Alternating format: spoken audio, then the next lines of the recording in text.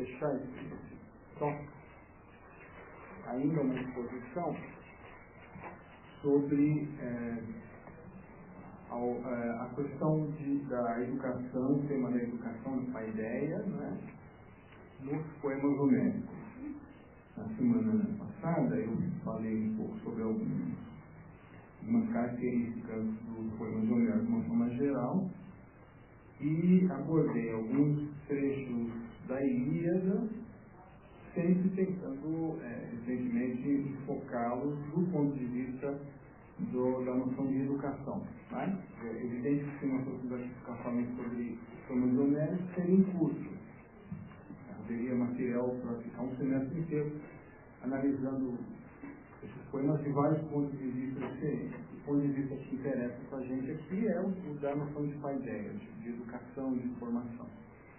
Porque, para que possamos chegar com um pouco mais de conhecimento, um pouco mais de embasamento, até o período que interessa aqui, que é o surgimento da filosofia, e sobretudo o seu desenvolvimento no século V a.C., com Sócrates, Platão e Aristóteles, e poder compreender o que está, todo o contexto cultural, todo, vamos dizer assim, o conjunto de termos e conceitos que está presente ali naquele período, é interessante fazer uma breve incursão nos poemas de Homero, porque eles permaneceram, nesse período do século V, permaneceram como uma espécie de matriz educativa, como uma espécie de base educativa.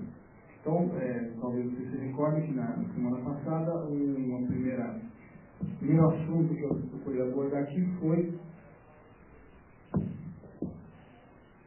o da importância, que está balançando, está completamente, muito assim esse caminho. Foi o da importância que esses poemas ainda têm na educação dos jovens do século V. Então nós vimos ali uma passagem de Platão na República, uma passagem de Xenofonte no Banquete, poderia citar outras. Eu vou retomar um pouco alguns textos de Platão mais adiante no curso onde isso volta. E nessas passagens fica muito claro, tanto pelo reconhecimento que Sócrates na República faz do papel educativo de Homero, quando a famosa frase, esse poeta é educador da Grécia, né? Ele educou a Grécia e essa educação ainda perdura, né? Como também no trecho do início do banquete de Xenofonte, quando os convidados, os participantes do banquete, na casa de Callias, são convidados por Callias a apresentarem o que é que, segundo eles possuem de saber, de conhecimento que permitiria a eles tornar melhores os outros. Portanto, nesses termos, nós estamos no coração do problema educativo. Né? Quando se pergunta a alguém, o que é que você sabe que você poderia utilizar para melhorar as outras pessoas? Claro que estamos aí, justamente diante do tema da educação. E Nicéras, o jovem Nicéras, o filho do general Nícias, apresenta então como credenciais do seu saber um conhecimento decorado, ele chega a dizer, eu conheço de cor a Ilíada e a Odisseia. Seria capaz até ainda hoje de recitá-las, porque meu pai, quando eu era uma criança, me fez aprendê-los junto aos rapsódios, que eram responsáveis por reclamar e por interpretar o sentido e significado dos poemas. Então, ainda aí, nesse período, que é o período de Platão, de Sócrates, não, de Xenofonte, ainda aí uma discussão sobre o que é saber e como esse saber pode ser transmitido. Nós vamos ver que em Platão esse é um tema de grande importância, sobretudo com relação à virtude, né, se a virtude pode ser ensinada ou não. Esse tema põe aí imediatamente a tradição da educação à luz de Homero. E ao mesmo tempo, no banquete de Xenofonte, apresenta também a alternativa de Callias, que é uma retomada dessa tradição agora enfocada a partir de uma espécie de postura dos sofistas, de uma forma geral, que é uma outra vertente que surge na mesma época de Sócrates, né? Uma outra visão que surge na mesma época de Sócrates com o objetivo de educar, de ensinar. Então, para entender como se dá esse verdadeiro embate no século V entre uma visão socrático-platônica do que é o saber e que tipo de saber pode e deve ser transmitido, e uma visão sofística desse mesmo tema, o grande pano de fundo aí é o mundo homérico. Até porque, falando de educação aqui, nós não estamos falando apenas de uma transmissão de métodos e de conhecimentos, mas estamos falando também de uma espécie de formação do caráter. A educação aqui, no seio da cultura grega, tanto para os sofistas quanto para a filosofia, ela é na verdade um meio de transmissão de moral. É uma educação moral. Né? É uma educação moral. A associação entre educar e formar moralmente o indivíduo é uma associação extremamente forte. Olha, desse ponto de vista, então, quando vamos aos poemas de Homero e encontramos momentos em que se faz algum tipo de alusão à ideia de educar, como nós vimos na semana passada, no famoso episódio do canto 9 da Ilíada, quando Fênix, indo até a tenda de Aquiles junto com Odisseu e Ájax, para convencê-lo a retornar ao combate, tenta convencer Aquiles, evocando os velhos tempos em que ele, Fênix, havia sido enviado pelo pai de Aquiles, Peleu, junto com o jovem Aquiles até a guerra, para educá-lo, para instruí-lo, né? Esse episódio, que talvez seja na Ilíada, o episódio por excelência sobre o tema da educação, ele está todo direcionado para uma educação sobre como agir. Né? Educar o indivíduo é dar a ele os princípios de ação. Não simplesmente proporcionar uma espécie de cultura, embora, sem dúvida, como nós vimos ali, também está em jogo ali um certo tipo de aquisição de cultura, como, por exemplo, a educação musical. Talvez se recordem que quando os 3 embaixadores, Fênix, Ájax e Odisseu, chegam à tenda de Aquiles, ele está tocando a lira e cantando feitos guerreiros. Né? Portanto, há uma educação no sentido de uma aquisição cultural, mas há, sobretudo, a educação no sentido de uma formação do caráter. Né? Bom, então, essa formação do caráter, ela deixa muito claro que já aí no período homérico, isso vai continuar sendo verdade na filosofia do século V, há uma associação absoluta entre educação e moralidade, entre moral e ética, por um lado, e a educação pela moral e pela ética. Né? Ora, então nós tentamos entender um pouco o que viria a ser, num poema como a Ilíada, uma espécie de ética que está sendo, então, entronizada como a boa maneira de agir e que seria, portanto, objeto, alvo direto de qualquer processo educativo. Né?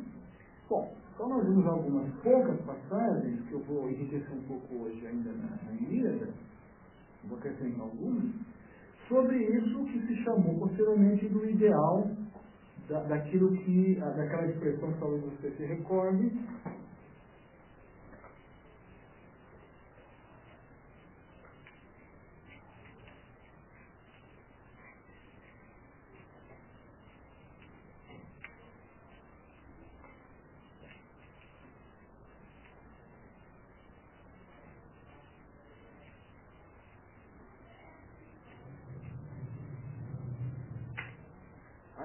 o ideal da calocagatia, que é um substantivo que reúne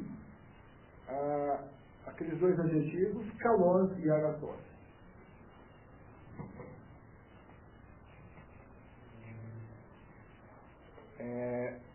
O indivíduo da Ilíada, ele deve ser kalos e agathos. Literalmente, belo e bom. Só que belo e bom aí são 2 termos cujo significado é muito próximo de serem mesmo. Tá? Não há aqui uma divisão entre beleza física por um lado e bondade moral por outro lado. Dizer kalos, belo, não é dizer, embora signifique também dizer isso, Mas não é apenas fazer referência à imponência física, né? É também fazer referência a belas ações. Né? O belo guerreiro é belo também porque age de forma bela. E agir de forma bela é agir bem. Então não há aqui uma distinção forte no uso dessa terminologia. Um outro termo que pode ser usado, e era usado também para se referir a esse ideal, é o adjetivo, é o substantivo que passou a ser traduzido por nós por virtude. Né?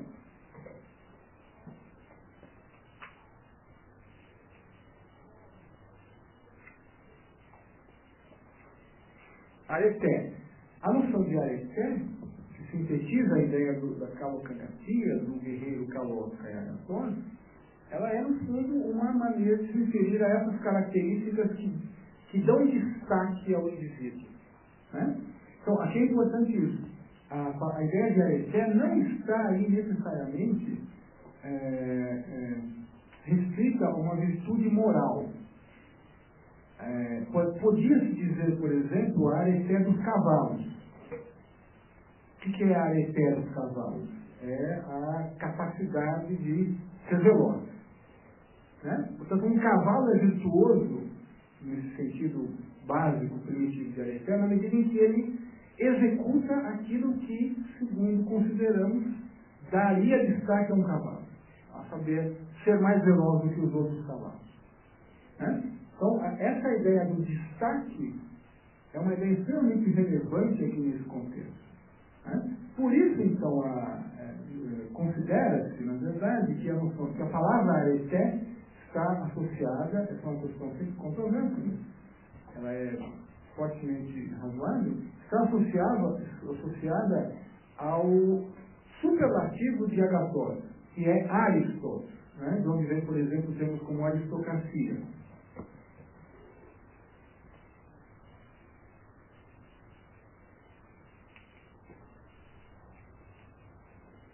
E do qual também se relaciona o substantivo aristeia, que é usado, que passa a ser usado pela posteridade para se referir, em alguns cantos da Ilíada, ao fato de que nesses cantos algum guerreiro se destaca no combate. Então, por exemplo, o canto quinto é a chamada aristeia de Diomedes, porque no canto quinto Diomedes, por alguma razão, ou porque algum deus o insufla, ou por seu valor intrínseco, combate de maneira a exceder, de maneira a ser ele naquele momento excelente, destacando-se dos seus pares. Né? Diomedes, no canto quinto da Ilíada, chega mesmo a ferir duas divindades, Afrodite e Ares, sendo Ares ninguém menos do que o deus da guerra. Né? Portanto, ele alcança a sua aristeia. Ele alcança um momento no qual todos os outros grandes guerreiros reconhecem-no, nesse momento, como superior. Esse ideal, então, da aristeia, da areté e da calocagatia, é uma grande característica daquilo que se chama, frequentemente, de ética guerreira da Ilíada. Né? A Ilíada contém uma ética voltada para os guerreiros, para os combatentes. Essa ética guerreira, semana passada, nós vimos alguns poucos momentos, consistia sobretudo em buscar a excelência em dois âmbitos, em duas atividades. Uma delas é a guerra propriamente dita. Né? Então, é frequente no texto a menção ao pólemos, né?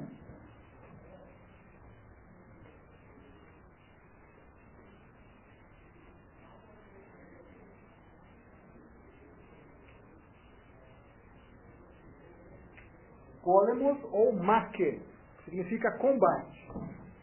Guerreiros querem sempre ser conhecidos na esfera do campo de batalha pelos seus guerreiros, pelos seus pares. E a outra esfera de atuação de todo guerreiro, sobretudo porque se trata quase sempre aqui de guerreiros, de combatentes que são, em suas cidades, reis ou filhos de reis, que portanto serão reis no futuro, a ágora.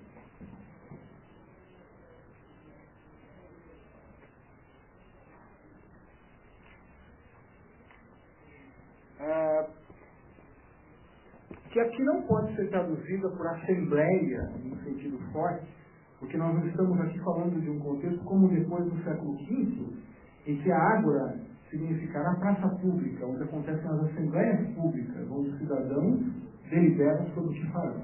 Nós não estamos aqui falando de cidade, estamos falando de aglomerados de combatentes. Mas mesmo aí, durante toda a Ilíada, acontecem certas assembleias, reúnem-se os chefes e constituem assembleias para deliberar o que fazer. Nesse momento também, nós estamos aí diante de um outro tipo de combate, digamos assim, no qual os aliados, aqueles que são aliados no combate no máquia, no póligo, que combatem, portanto, contra os inimigos, tornam-se entre si adversários, tentando destacar-se do outro, no caso, pelo uso da palavra e pela autoridade conquistada no campo de batalha. Então, nessa esfera da busca da excelência, que não é a do combate propriamente dito, mas é a do jogo persuasivo do uso da palavra e da autoridade, nós temos a outra faceta do ideal da areté. Né? Todo grande guerreiro, ele pretende ser respeitado com a lança e com a palavra. Há algumas passagens ainda da Ilíada que eu queria destacar sobre esse ponto, sobre esse tópico, que eu acho que é importante, porque daí, no fundo, sai algo que permanecerá muito importante no período clássico da cultura grega e, sobretudo, ateniense, que é a necessidade do desenvolvimento de uma arte da palavra, portanto, de uma retórica. Né? Já que, num mundo onde a guerra chega a ser mesmo uma expressão da natureza humana, na Ilíada, fazer guerra não é violentar a sua própria natureza. São todos grandes guerreiros, são indivíduos que se comprazem no combate. Né? Aquiles é o caso paradigmático, mas todos eles se comprazem no combate, se sentem no seu elemento, fazendo a guerra. Quando saímos desse contexto e vamos ao século V a.C., onde ainda há guerra, sem dúvida nenhuma, né? Sendo que não custa lembrar que a guerra do Peloponeso, que ocupa aí cerca de 30 anos da segunda metade do século V, uma guerra de gregos contra gregos, né?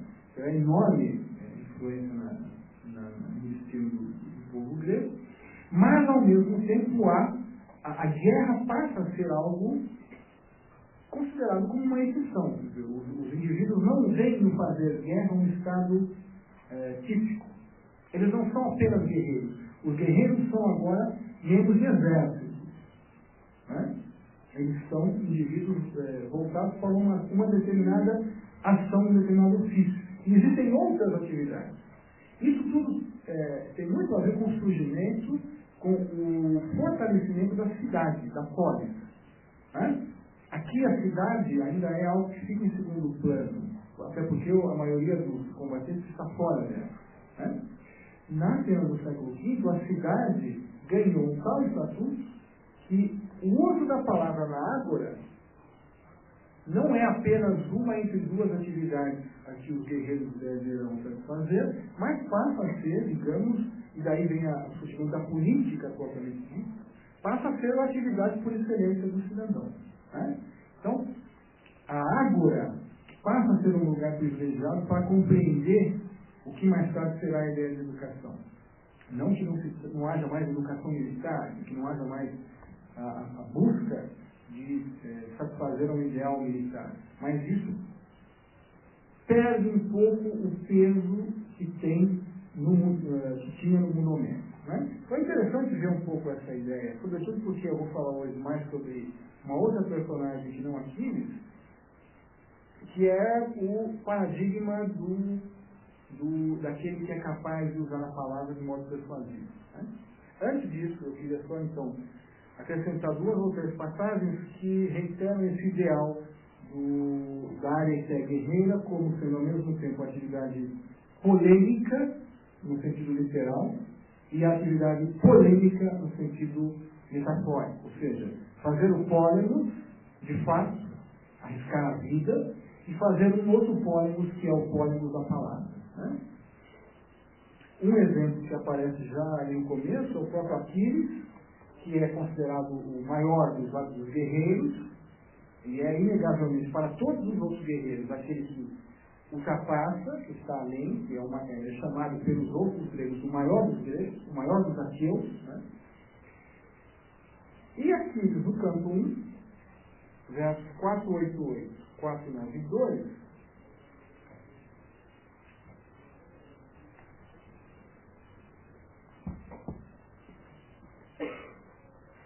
estamos ainda na Ilíada. Né?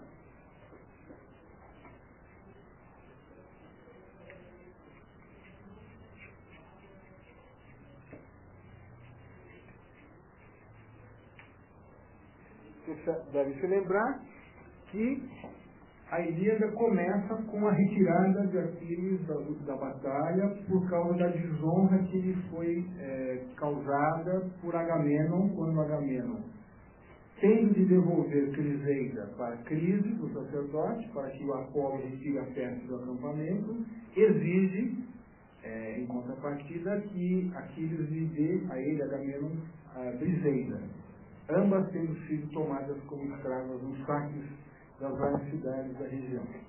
Bom, com essa desonra que Aquiles sofre, ele se retira do combate, ele se retira do campo de batalha, com o Pátroco e os Mirmidões, que são os seus soldados, e nos versos 488 e 492, o poeta diz o seguinte,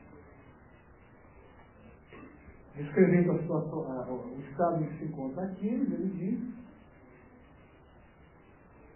ele volta para o acampamento, chegando enfim ao amplo exército dos gregos, arrastam para a terra firme a nave negra, para a areia no alto e põe debaixo os cornos. Aos poucos se dispersam em final de tempo. A ira, o corroendo à beira de suas naves rápidas, sentava-se peleio Aquiles, pés velozes. Eu havia dito semana passada que esses epítetos são muito característicos dos dois poemas. Aquiles, pés velozes. Quase sempre, quando aparece o nome de Aquiles, aparece esse epíteto. Por quê? Porque ele é aquele no qual se diz algo em que Aquiles se destaca. É sempre a ideia da Odisseia, do destacar. Né? E nem a glória da Ágora o atraía agora. Né? Nem a guerra. Nem a Ágora, nem o pólemo. Ficava ali, o coração pisado, ansiando pelos gritos de combate. Então, Aquiles está aqui vivendo um drama. Ele, como deixa claro o poeta aqui, ele se afasta da glória da Ágora e da glória do combate, fica ali, o coração pisado, ansiando pelos gritos de combate. Ele sai da guerra, mas sair da guerra causa-lhe uma enorme aflição, porque o seu lugar é a guerra. Né?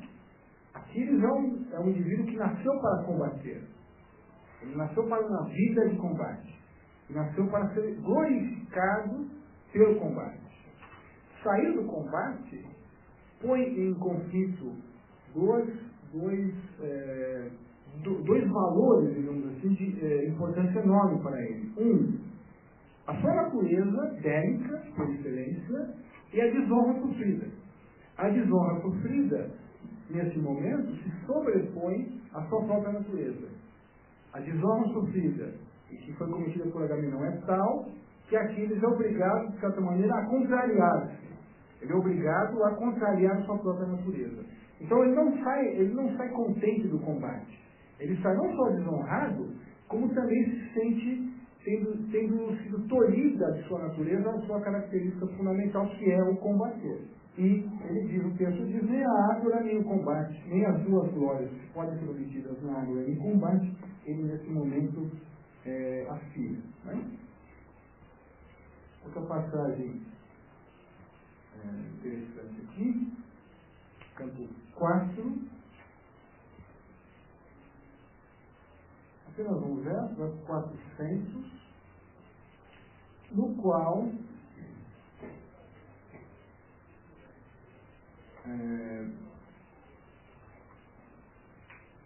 Agamenon, sendo interpelado por Diomedes. Diomedes é um guerreiro jovem, é um guerreiro que tem uma idade semelhante a de Aquiles. Ele é mais jovem do que Agamenon, do que Menelau, do que Odisseu, do que Ajas, filho de Tideu, né? E nesse momento do canto 4, há uma assembleia e Agamenon se sente tentado a voltar para a sua cidade, propôs que voltemos para casa, e Diomedes se recusa, e Agamenon então comenta sobre Diomedes, fala sobre o pai de Diomedes, Tideu. E no verso 400 ele termina essa descrição se referindo ao seu filho, que é Diomedes, e diz: mas o seu filho não é tão bravo quanto ele diz aqui, não é tão destacado na mate, porém na ágora excele. Excele é o verbo exceler, que significa ser excelente, né? Se destaca. Então, segundo o julgamento de Agamenon, Diomedes não é tão bravo quanto Tideu, seu pai, no mate, no combate, mas na ágora ele é superior.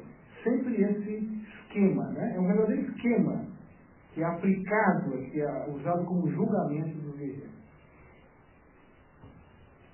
Também sobre Diomedes, no canto 9, aquele canto que, como nós vimos, no qual se contém a série de embaixadas, os 3 guerreiros até a tenda de Aquiles, nos versos 53 e 54 do canto 9, o canto começa justamente com a iniciativa do velho Nestor, que é o guerreiro mais veterano do combate, de chamar uma assembleia e decidir o que fazer, já que os gregos estão apanhando os troianos depois que Aquiles se retirou do combate, e a mãe de Aquiles, Tétis, pede a Zeus que favoreça os troianos para punir os gregos, já que os gregos foram desonrar o seu filho.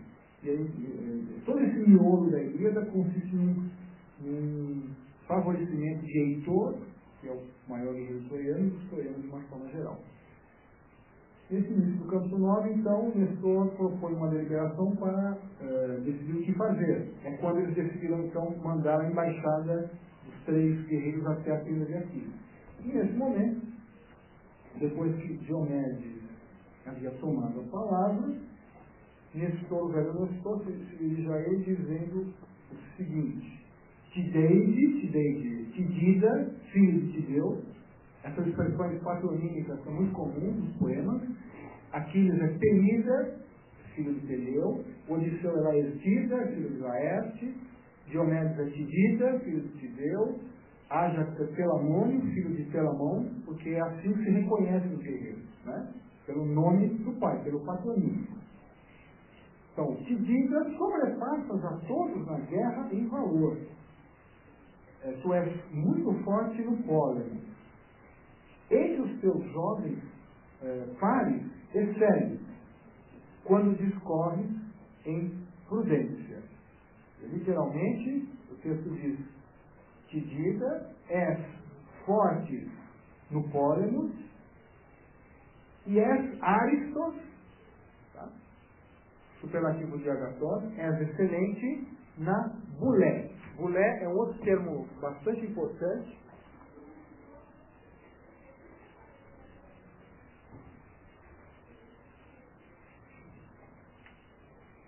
É um termo que aqui ainda é muito semelhante à ágora. A ágora se refere ao lugar em que se delibera. A bulé aqui é o ato de deliberar, né? Mais tarde a bulé será um lugar também. A bulé será alguma coisa semelhante ao que nós chamaríamos de Assembleia Legislativa ou Câmara dos Deputados, alguma coisa assim, né? Mas é onde se delibera. É a referência ao ato de deliberar, ou seja, pensar no que fazer.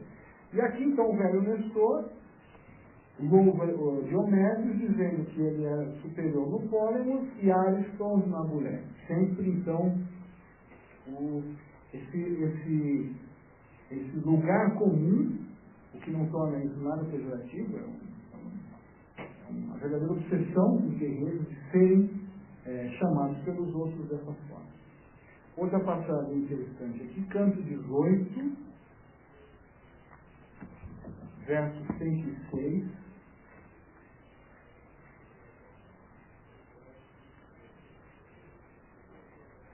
Canto 18, verso 106. O canto 18 é aquele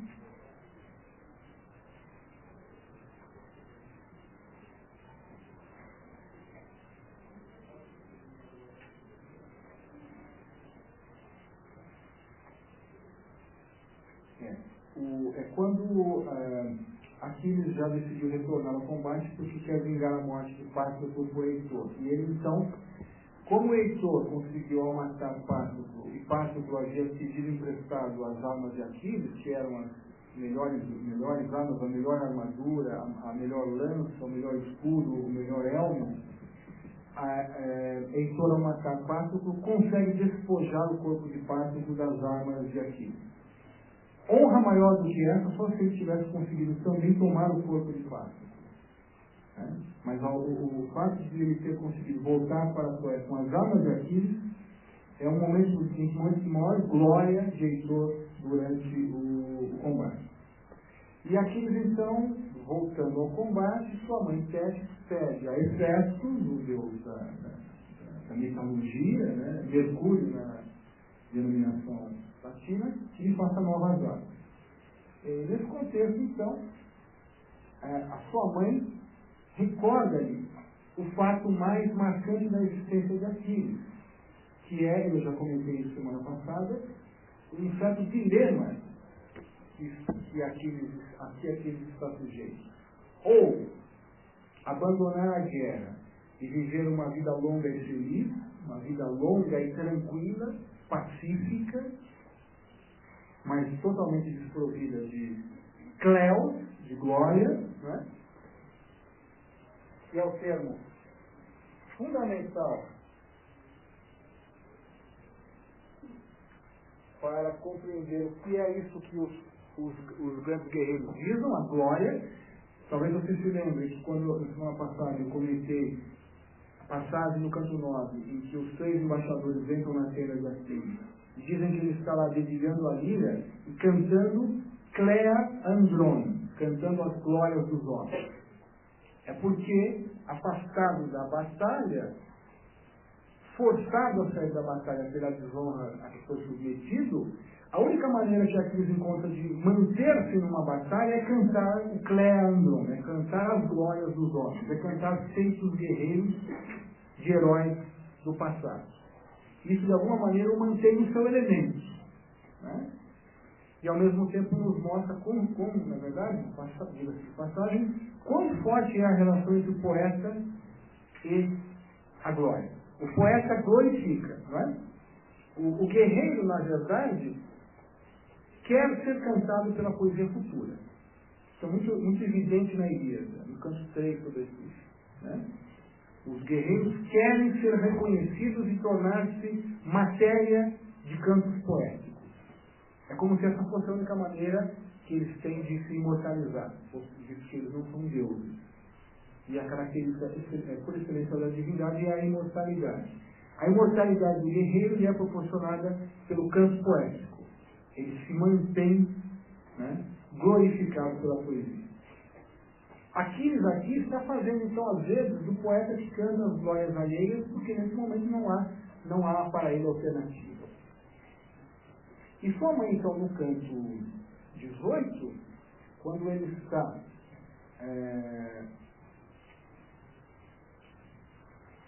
para receber as armas de Hefesto, sua mãe Tétis, então, lembra-o desse dilema que ele vive.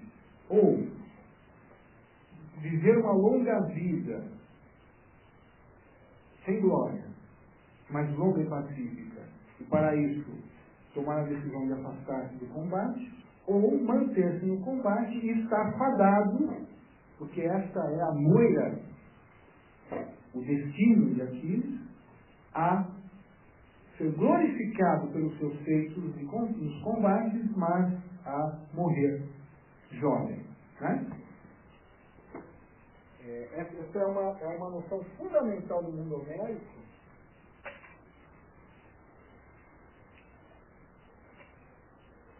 que depois será fatalmente explorada pelos trágicos, né? A ideia do destino da Moira.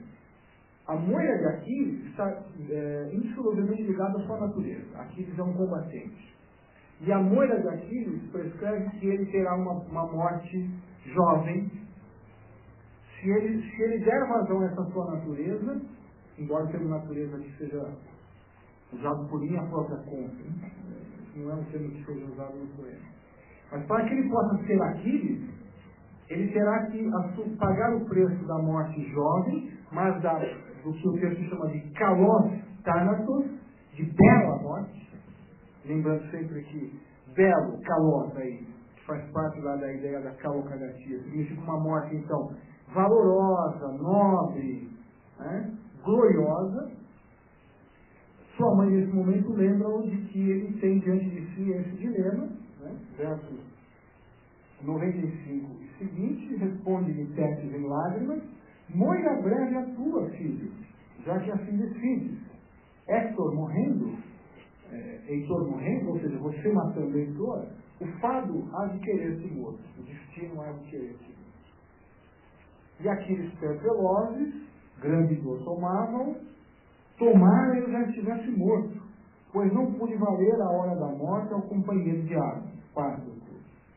Tombou longe da pátria, da violência de Ares, não o protegi quando preciso.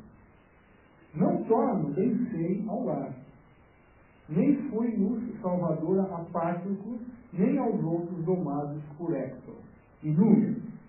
Agora, preso ao chão, peso inútil, fiquei, junto às naus.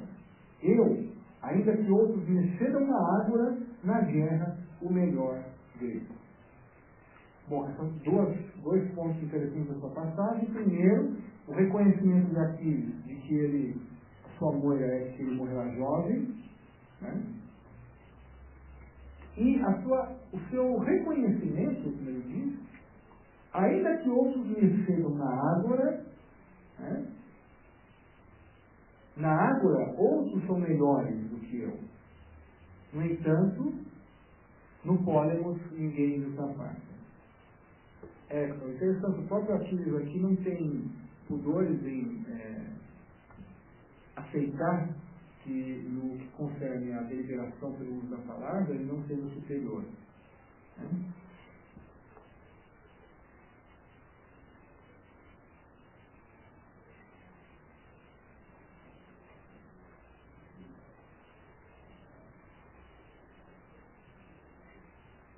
A última passagem.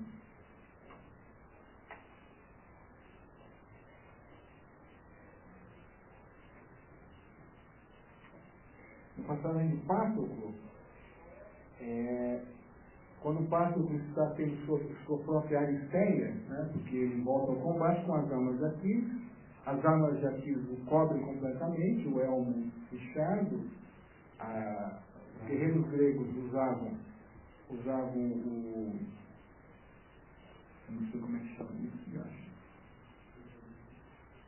Tem um nome técnico para isso. Vai no...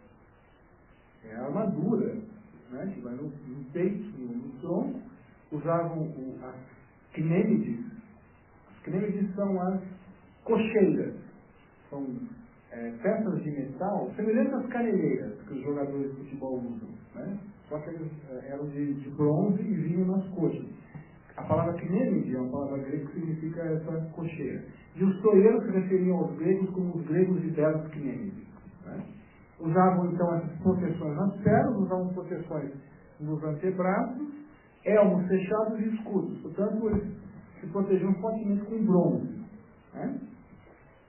E Pátroclo, então, nesse canto, está em meio à sua aristeia, que se deve, em certa medida, ao fato de que ele está utilizando as armas de Aquiles. No meio do combate, ele, então, junto com o Meríones, né? Os dois estão diante de Enéas, que é um valoroso troiano, talvez o maior guerreiro troiano depois de Heitor, filho de Afrodite, um mortal. E Merlíon, então, conversa com Enéas, né? Diz: Enéas, embora tenhas coração valente, difícil será conter o ardor, etc, etc, tu és um mortal. E aí, então, no verso 626 seguinte, diz: Pátroclo, porém, reprova-o. Para que tanta arenga, bravo que és, Merlíon? E ele pergunta: por que agoreu? Né? Por que falas agora? É o verbo agoreuo, que é o verbo correspondente do substantivo agora. Por que você está nesse momento falando? Esse não é o momento de falar, nós estamos no campo de batalha. Meu caro, não será com injúrias que os tróicos se afastarão do morto. A terra há de cobrir alguém primeiro. A guerra, o braço. A ágora, a fala. Né? No Pólemo, diz o texto, as mãos.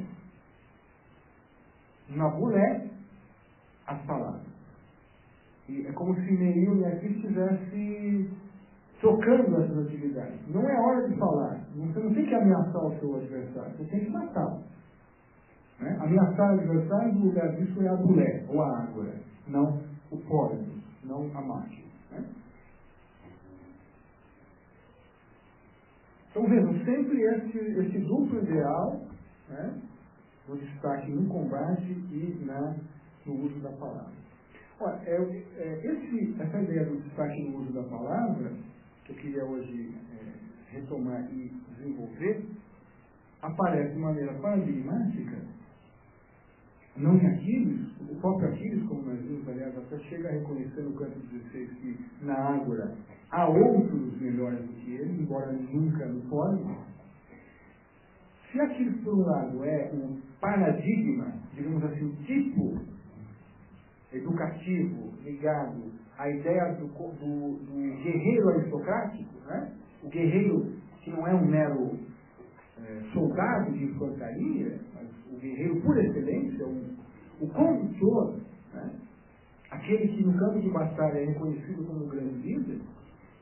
Se por um lado a figura de Aquiles vai ter justamente essa repercussão na cultura do século V, por isso então, também por isso Homero permanece no educador, há uma outra figura, um outro herói que aparece na Ilíada e na Odisseia, né, que também vai gozar de um certo privilégio paradigmático, que também se tornará na cultura posterior uma espécie de figura paradigmática, mas não tanto pelos seus feitos bélicos, embora ele seja um guerreiro valoroso, e o seu valor como guerreiro nunca é negado, mas, sobretudo, pela sua astúcia, capacidade engenhosa e de produzir ardis contra os seus adversários. Essa figura é o Odisseu.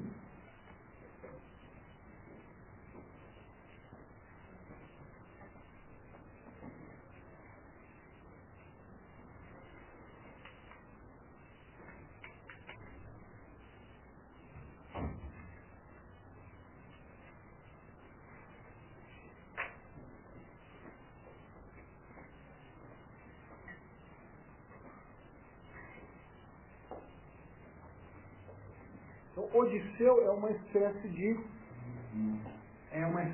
contraponto, anverso da moeda, cujo outro lado está na figura de Aquiles. Né? Odisseu é conhecido também pelo nome de Ulisses. É a terminologia latina usada para falar de Odisseu, é Ulisses. Ulisses é um nome mais popular do que propriamente Odisseu. Né? Mas no grego, o nome de Ulisses é sempre Odisseu. Ora, Odisseu, evidentemente, gerou a criação do poema chamado Odisseia. Então, reparem, Odisseia, assim como Ilíada, seria alguma coisa como aquilo que é relativo a Ilion. Ilion é o nome da cidade de Troia, é um outro nome da cidade de Troia. Odisseia nada mais é do que aquilo que se refere a Odisseu. Né?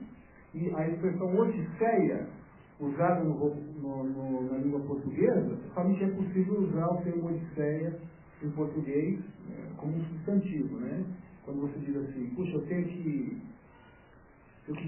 visitar minha sogra amanhã. Isso vai ser uma verdadeira Odisseia. O que você quer dizer com isso? aqui vai ser uma viagem longa, cheia de percalços, muito sofrimento, né?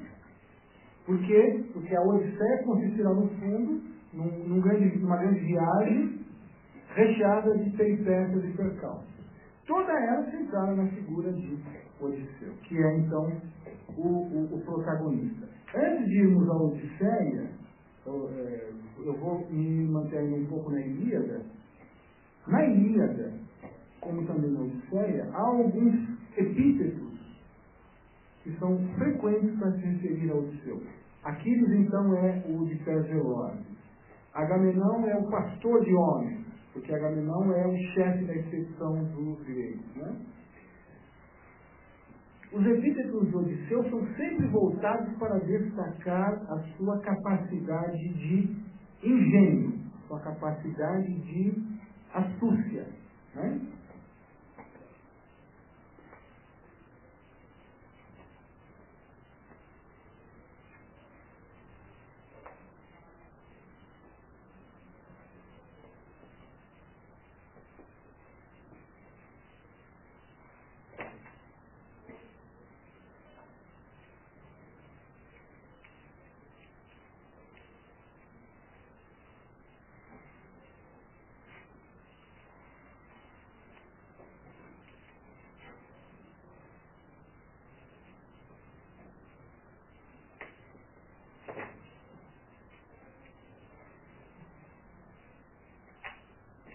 Esses três epítetos aparecem com alguma frequência.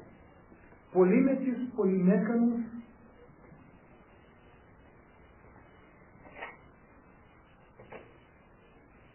e Polítropos. Reparem sempre nos três casos no sufixo poli, que significa, vejam em português, palavras como polígono, politécnica, poliedro, a ideia de muito, né? A ideia de vários, né?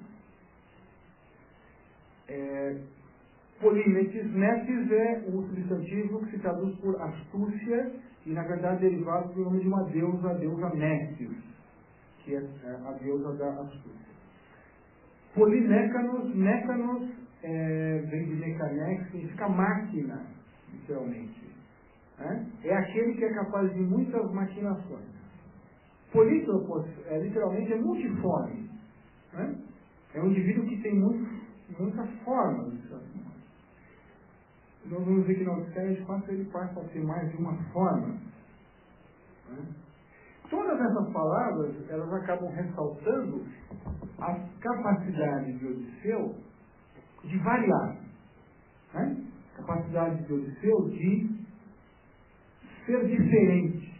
Né? Multiforme, multiastucioso, multimaquinador. Vejam só, toda uma terminologia que ressalta a sua engenhosidade. Né?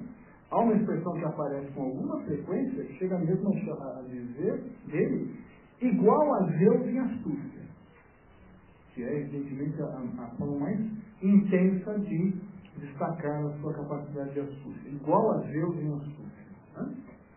Então, já na Ilíada, Odisseu se destaca, embora haja várias passagens em que Odisseu intervenha, atue no combate, no campo de batalha, e ele sempre se sai muito bem. Ele não é absolutamente um intelectual afastado da ação, não existe, né? Ele é um guerreiro, ele é o rei de Ítaca.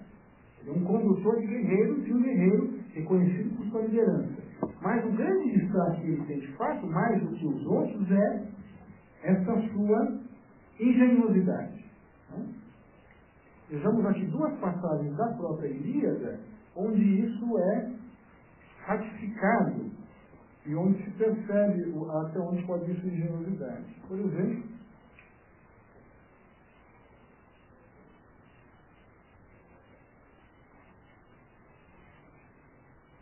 no canto 2,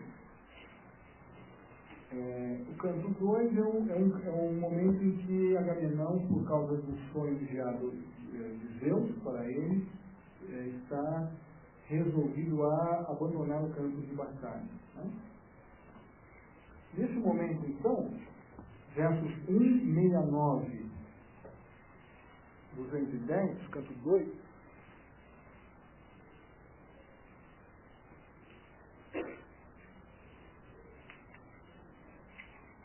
nós temos a primeira ocorrência na Ilíada de algo que acontece com alguma frequência na Ilíada e com mais frequência ainda na Odisseia, que é a intervenção da deusa Atena, Palas Atena, filha de Zeus, no sentido de aconselhar e instruir Odisseu. Uma das características centrais do mundo homérico, tal como ele aparece nos poemas de Homero, tem a ver não só com o destaque que indivíduos obtêm por conta de de seu próprio valor, como um destaque que eles obtêm também em virtude do fato de que esse valor os torna frequentemente favoritos de alguma divindade. Então, há divindades que têm seus favoritos por razões de afinidade ou por razões de sangue. Né? Então, por exemplo, Enéas, que é filho da deusa Afrodite como mortal Anquises, era protegido por Afrodite nos combates. Ele é um dos troianos que sobrevive, um dos poucos guerreiros troianos que sobrevive ao massacre da cidade. Né? Aliás, para quem não sabe, daí vem posteriormente a Eneida, de Virgílio, que é uma espécie de símile latino da Ilíada, e que vai produzir toda a épica sobre a fundação de Roma. Né? Enéas, que é troiano, sai de Troia, então se dirige a uma outra região, passa por uma série de peripécias, isso está ligado a toda a tradição romana. Né? Daí a Eneida, que nada mais é do que uma maneira de se referir às coisas relativas a Enéas. Enéas, por exemplo, é favorito de Afrodite por laços de sangue. Né? Zeus, como eu comentei a semana passada, tem vários filhos no combate. Né? Tanto Deus e filhos de Zeus estão no combate, como filhos de Zeus como mortais. Há momentos, inclusive, em que ele sabe que a moira de um filho seu faz com que ele esteja morto, é o caso de Sarpedon, que será morto por Pátroclo, no canto 16. Zeus lamenta esse fato, ele diz: se pudesse eu evitaria a morte de meu filho, né? Meu filho Sarpedon, que é sangue do meu sangue. Mas aí então Hera, sua esposa, diz: Zeus, se você fizer isso, todos os deuses que têm filhos no combate quererão também evitar a morte de seus filhos, e aí vai ser, aí ninguém segura mais. Né? Ou seja, os deuses estão ativamente influindo no combate e eles têm relações carnais com mortais. Aquiles é filho de uma deusa com um mortal. É filha da deusa marinha Tétis, que é filha de Poseidon, com o mortal Peleu. Né?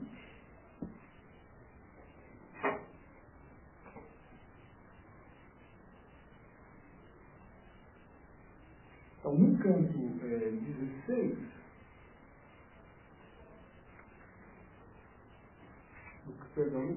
aqui eu estou falando do canto 2, versos 169 seguintes, Atena se dirige a Odisseu.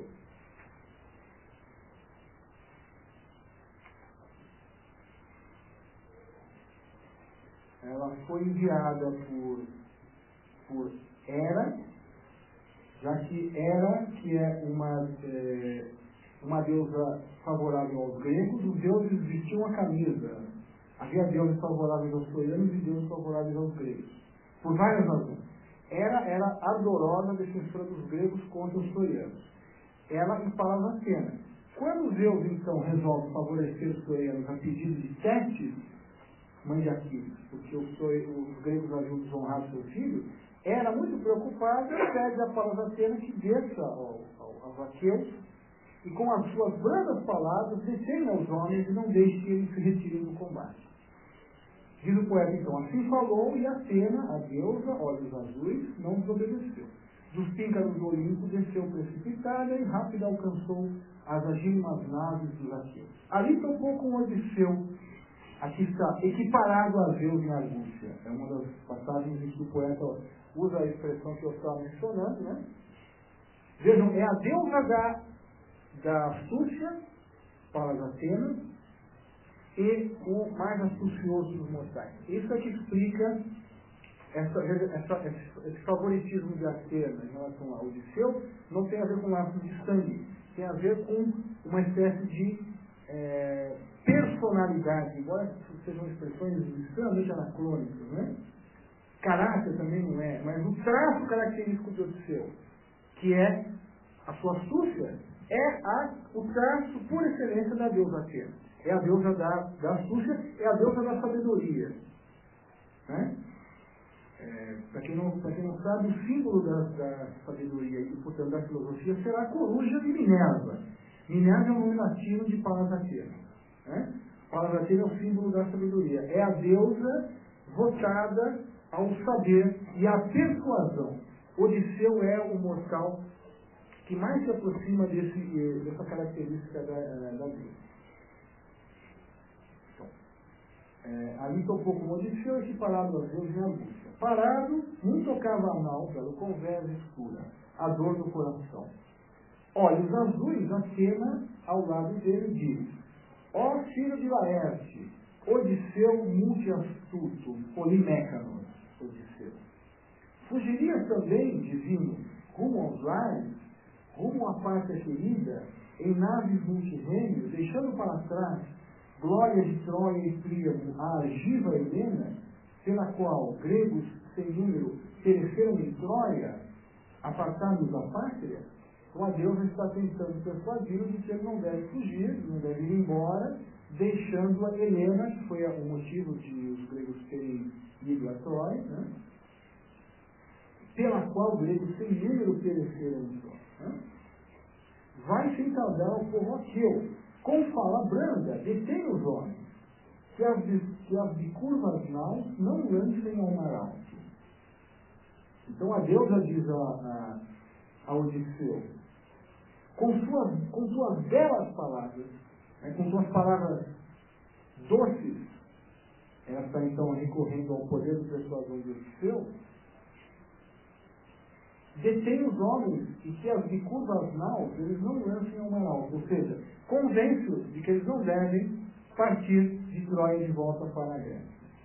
Falou, e ele reconheceu na voz a deusa. É muito frequente no mundo homérico que os mortais vejam e compreendam certos acontecimentos como sendo intervenções divinas.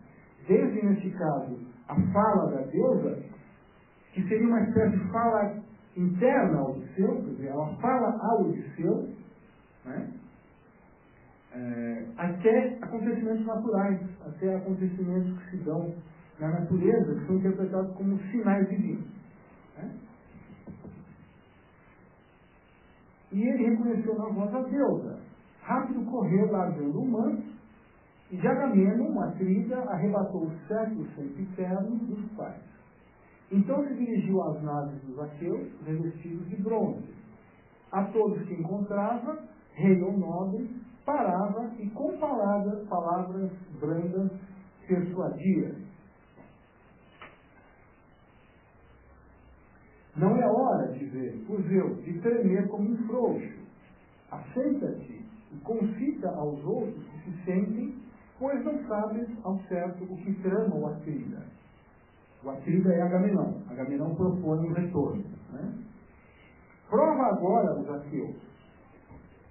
Agamenon está pondo os aqueus à prova. Os aqueus são os gregos. Logo mais vai punir, que nem todos ouviram minha voz no conselho. Na bulé. Que o Atrida, a sabiário, não maltrate os gregos. É grande a ira de um rei, da progênie de Zeus. Honra lhe inspira o Deus astucioso que o ama. Mas, se via um do povo erguer a voz aos brados, com o cetro o ferroava e com as palavras ásperas dizia: homem de Deus, acalma-te e calado escuta a voz dos que valem mais. Ruim de guerra, sem garra, inútil na luta, imprestável no aviso. No aviso na deliberação, na opinião, na bulé. Então, a maneira como a Odisseu, nesse momento, critica um homem que se coloca contra ele é dizer dele: tu é ruim de guerra, né? Tu não é bom no pólemo, e também não és bom na bulé.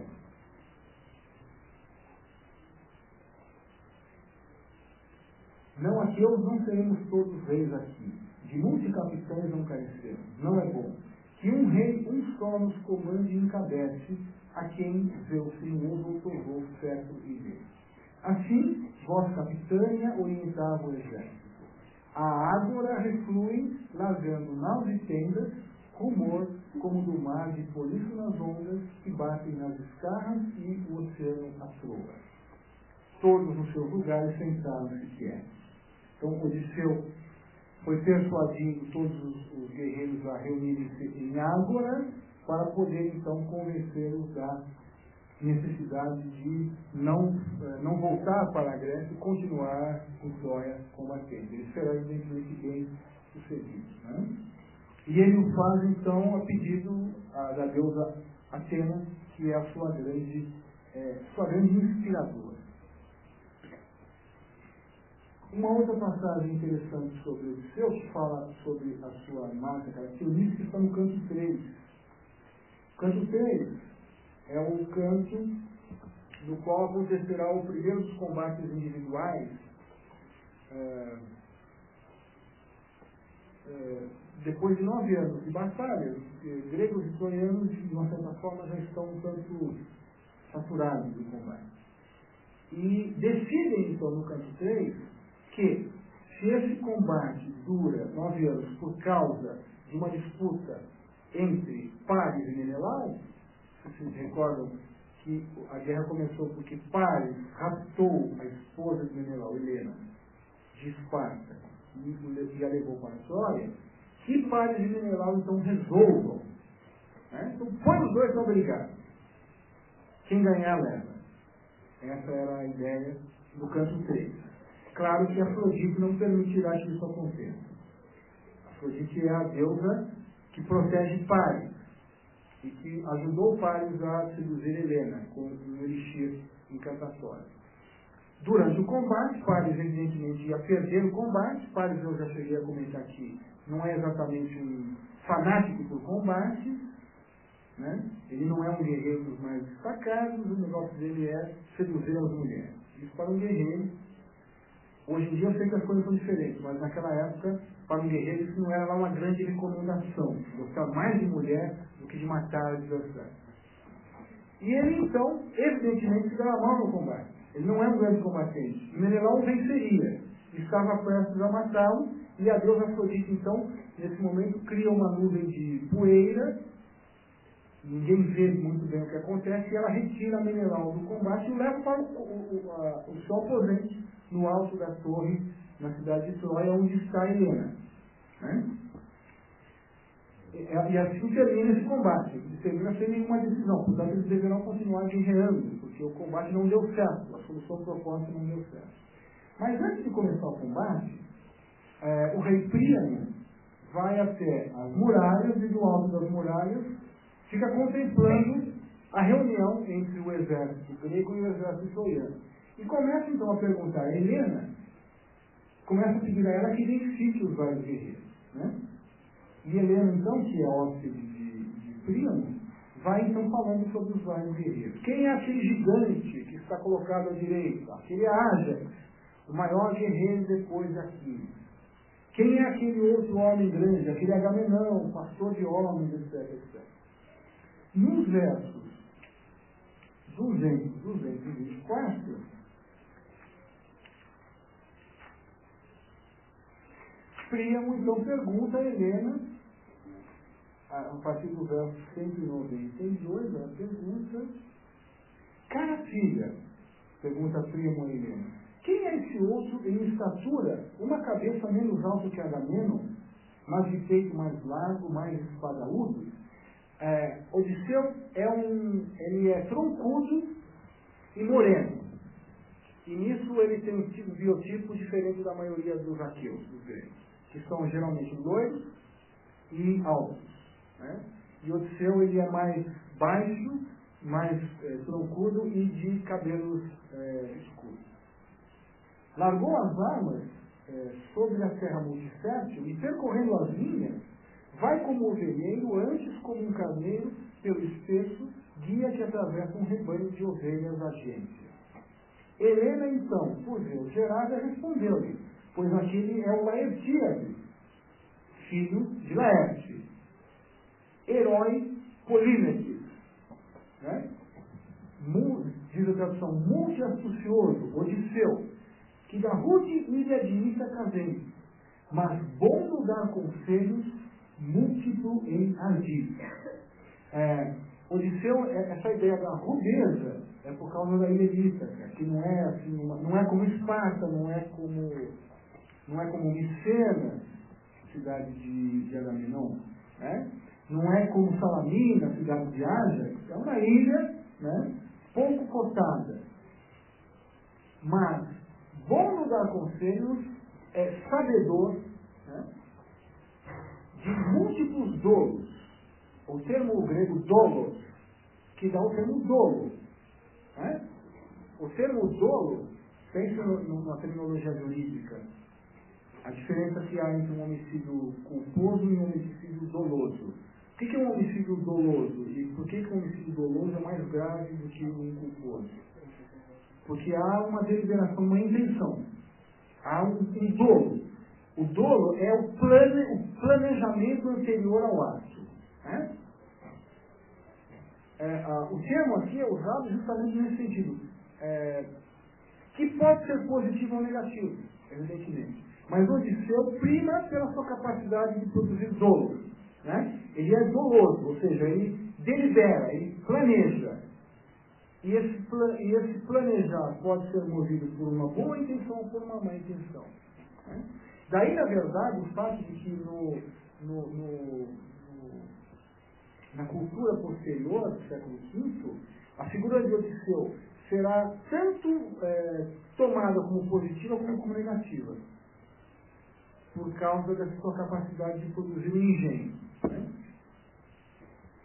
Diz então Helena, Odisseu que da rodilha de Ítacavém, mas bom dar conselhos múltiplos na vida.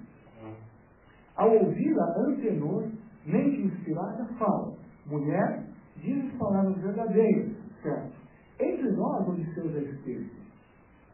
E ele se recorda então de que, antes da guerra começar, Menelau foi até Troia tentar reaver Helena. Né? E Odisseu foi junto com ele. Eles não conseguiram e aí começou a guerra. Então, diz então o Antenor, entre nós, Odisseu já esteve. Menelau, dileto de Ares, vinha junto. A seu respeito parlamentavam. Hóspedes em meu palácio, eu recebi-os bem. Lembre-se das regras de hospitalidade que deve sempre haver. Então, Antenor, que é troiano, recebe como hóspede Menelau e Odisseu. Isso é algo que ele é obrigado a fazer, independente do fato de que ele soubesse de que Menelau estava lá tentando reaver esse fogo. De ambos pude estudar a índole. Então, aqui é o mais próximo que a gente chega a isso que eu chamo de natureza do indivíduo. Né? A FIA, a sua natureza própria, os seus aspectos, a tradução chama sua índole. E a prudência. Ficando em pé na ágora troica, ficando em pé na Assembleia dos Troianos, Menelau, ombros largos, se impunha. Que é uma maneira que já chegou ao fato de que fisicamente Menelau chamava mais atenção do que o seu. Sentados, o divino Odisseu era o mais majestoso. Quando se fazia a diferença de altura, Odisseu então se destacava. Quando urdiam discursos, mitos e expunham ideias, Menelau era fluente e claro, mas conciso. Não sendo um homem multipalavroso, um homem políglota, um homem de muitas palavras. Né? Essa é um outro epíteto que valeria então para Odisseu. Ele é políglota. Ele tem um grande vocabulário, ele tem uma grande capacidade de uso da palavra. Então ele era contido, não sendo um homem muito palavroso, nem expressivo, e também por ser ele o mais músico. Quando Odisseu, porém, multiagiloso, polímete, punha-se de pé para falar, fixava o olhar no chão, mantendo o cetro imóvel, nem para trás nem para diante o inclinava.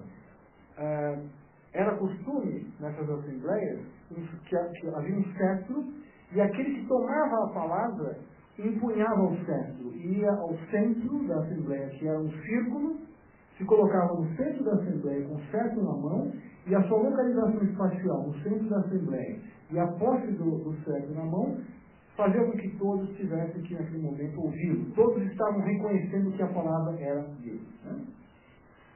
Parecia um rústico, mais uma vez essa ideia, né, da rusticidade. Alguém desatinado ou fraco da cabeça. Mas quando a voz do peito emitia, então vejam, Odisseu, nesse sentido, ele lembra um pouco a figura socrática. O visual de Odisseu não chamava a atenção favoravelmente.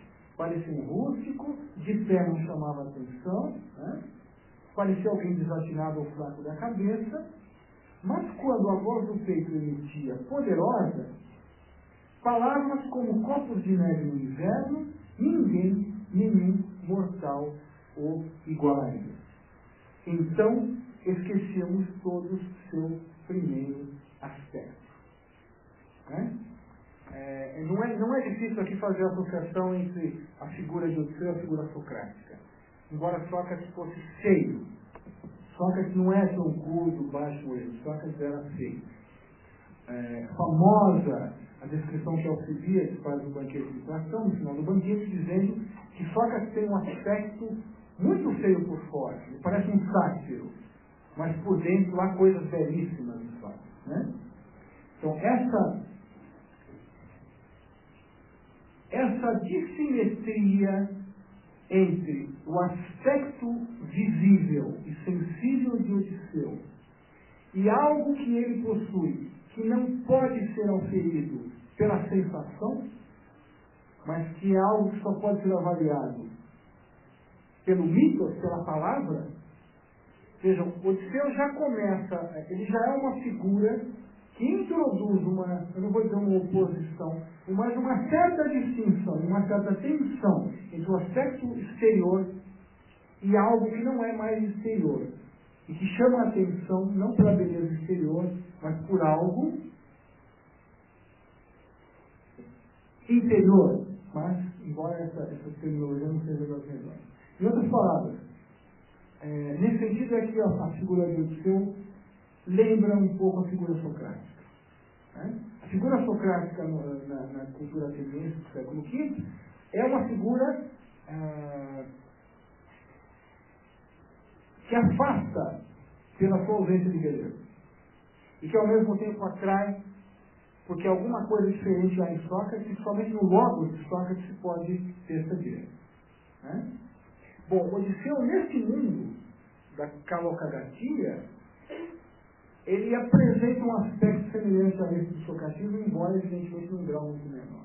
Mas reparem como a descrição de Antenor e também a de Helena faz questão de deixar clara essa diferença entre a rusticidade externa de Odisseu e o fato de que, diante da ágora, quando soltava a voz, nenhum mortal poderia igualar. Né? E esquecíamos então a sua aparência. A sua aparência deixava de ser importante. Bom, nesse sentido, aqui, Odisseu representará no ideal educativo ateniense do século V a figura da intelectualidade, porque ele é aquilo que valoriza esse aspecto que em Aquiles está presente, mas fica em segundo plano em face dos valores aristocráticos bélicos, nos quais Aquiles é incomparável. Né? Então, essa característica da engenhosidade, da astúcia e do dolo, que já se mostram em vários momentos da Ilíada, são, por excelência, a marca da Odisseia. Né? A Odisseia, que é um poema dedicado à figura do herói Odisseu, na qual ele é a principal personagem e ele é o protagonista, tem como uma das características centrais exibir aspecto persuasivo e engenhoso da figura de Odisseu. Vou ler aqui só para dar uma ideia rápida os primeiros 18 versos do poema.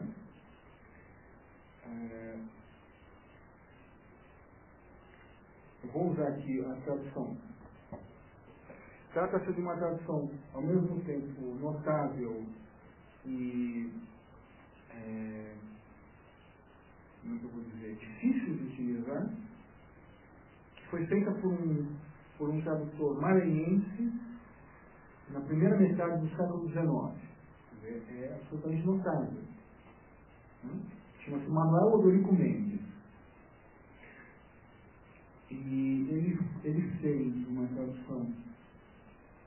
Ele foi provavelmente o primeiro. Ele foi o primeiro tradutor para o português, certamente. Mas ele fez uma tradução dos versos da Odisseia no decassílabo, o que faz com que a sua tradução seja extremamente concisa, árida e, portanto, que exija de nós uma decifração. Tá? Às vezes é preciso traduzir a tradução, ou seja, é preciso parar no português. O vocabulário é um vocabulário, em alguns pontos, muito arcaico, muito antigo, que exige uma série de notas explicativas, né? Mas trata-se de uma tradução belíssima nessa medida. Né? Por exemplo, para poder fazer uma tradução na métrica do decassílabo português, porque os versos gregos são todos eles dulcificados, ele é obrigado a fazer opções de tradução extremamente concisas. Então, por exemplo, traduzir Aquiles e pés velozes. Já foram aí algumas sílabas. E ele traduz Aquiles e velocípede. Porque ele ganha um pouco. Né? Velocípede é mais sucinto, mais conciso do que de pés velozes. Claro, para nós fica engraçado, porque velocípede é um adjetivo, que significa de pés velozes. Mas nós estamos acostumados a empregar essa palavra com outra função. Velocípede é aquele negocinho de 3 rodas, né? Geralmente, né? Que as crianças pedalam. Né? Mas velocípede significa de pés velozes. E por aí vai. Uma série de epítetos e termos que permitem a ele uma tradução muito concisa. Infelizmente, não sei por que cargas d'água, ele cortou da sua tradução uma série de repetições do texto. Achei por bem cortar. E isso faz com que a numeração da sua tradução não corresponda à numeração do texto grego clássico.